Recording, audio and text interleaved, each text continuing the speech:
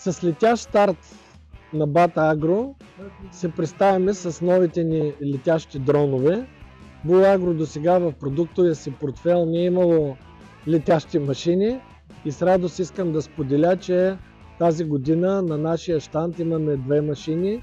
Едната е 10 литров дрон за пръскане, другия е първият в Европа произведен 30 литров дрон за пръскане.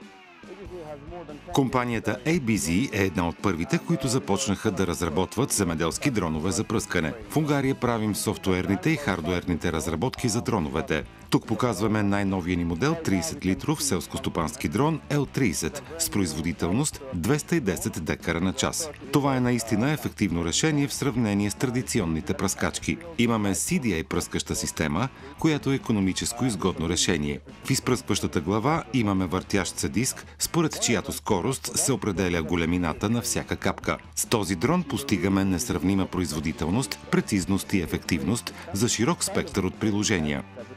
Тук виждате работата на по-малкия модел L10. Демонстрираме как се постига равномерно разпределение на продукта и по-добро покритие на растението, благодарение на силния въздушен поток.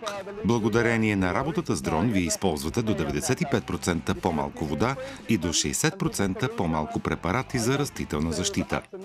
Машината е напълно автономна. Пилотът не прави почти нищо. Това е машина за устойчиво земеделие, работи на батерия, не използва гориво. Друго предимство на дрона е, че може да бъде използван за пръскане на пресечени и трудни терени. Какви са другите предимства?